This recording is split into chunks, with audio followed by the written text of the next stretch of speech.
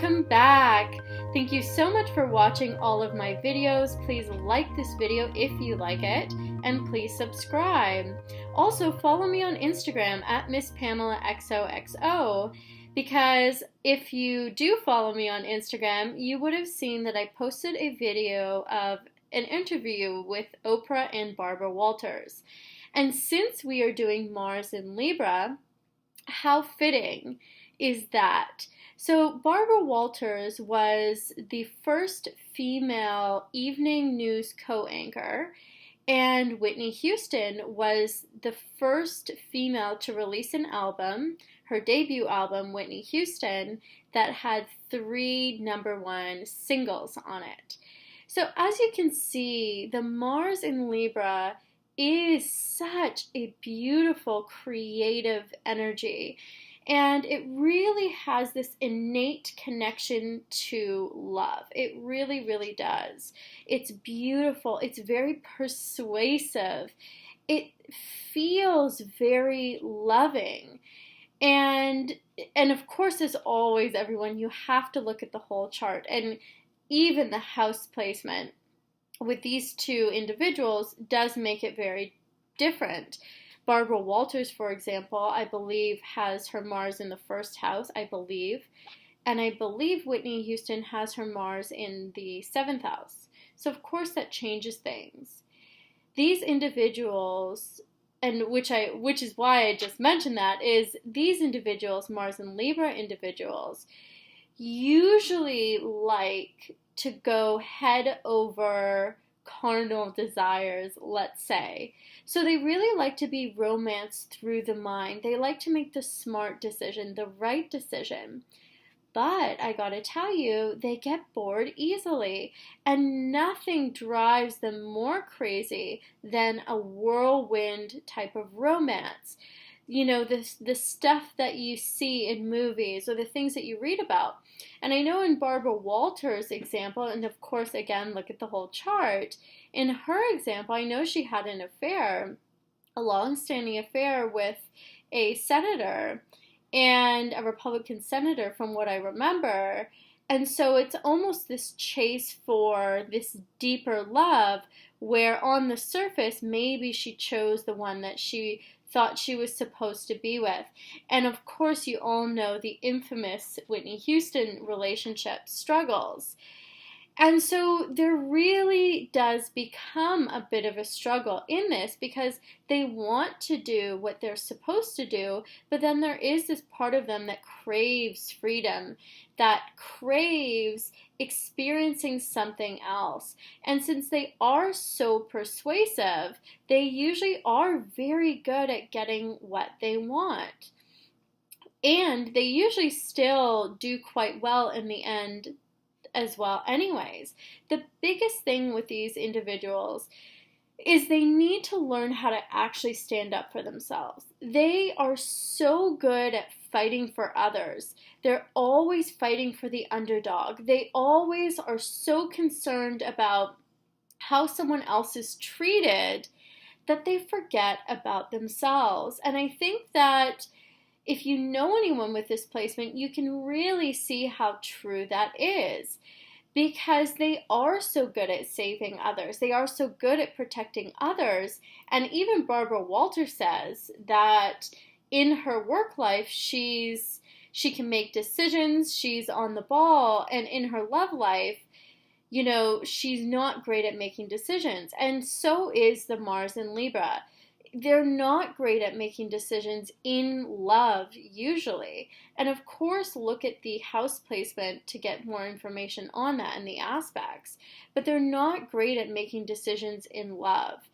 They really don't like confrontations in love. However, if someone were to be treated unjust, they would be one of the first people to stand up for it.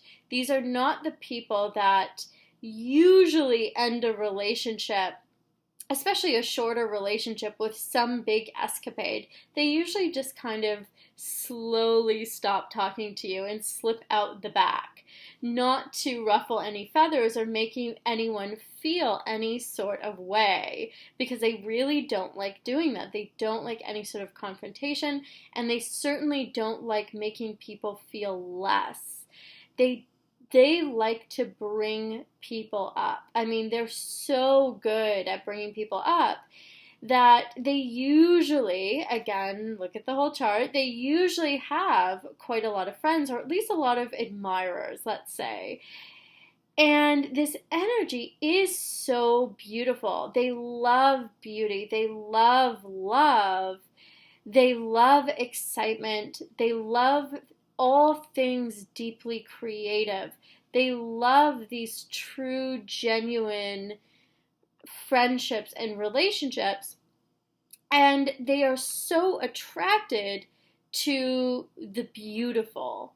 They're so attracted to the things that no one else would notice, the things that no one else would see, but they have this keen eye for almost the unrecognized beauty.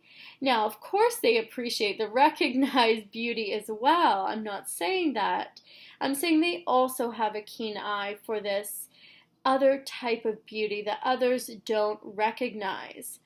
And quite often with these individuals, although very often they do end up dating and marrying very good looking people, sometimes they do actually end up choosing to be with individuals where they have this type of hidden beauty, right? And what the hidden beauty is, everyone, is the mind. It's their mind. So what I usually see with this is in their younger years, they really are very attracted to beautiful people, for example. And as they get older, this mind, the more that they discover themselves as well, they see that the beauty does really exist in the mind. So that's where you might see that change happen. So if they were to have an affair, and you're like, well, why would they be with that person? I mean, what a weird jump. That's why, in case you're curious. These people are so romantic. These are some of the best gift givers and some of the best lovers from the perspective of making you feel beautiful, making you feel handsome, making you feel like you really are in a fairy tale. They also have this innate ability to whisk you away a little bit, to create a bit of a fairy tale type scenario. So always remember that these people are some of the best friends. That's definitely true. And they give great advice. And these people struggle a little bit less than the Moon in Libra individuals, where the Moon in Libra has a bit more of a deep internal struggle in terms of, you know, getting really close to people or not. I would say that with the Mars in Libra, it's not the same. It is a little bit different, although it certainly takes on some similarities in that respect as well. And if you are a Mars in Libra, let me know. I want to know, how have you seen this energy show up in your relationships, for example? Do you know people with their Mars in Libra? I love your comments because it helps me learn as well.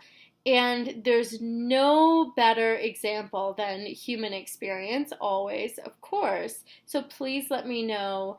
And also, of course, these are some very good-looking people, generally speaking. So thank you so much for watching this video. Whether it's day or night, I love you, I love you, I love you. Please remember to watch my most recent video, subscribe, and check out my website as well to book your one-on-one reading with me today. Bye. Love you.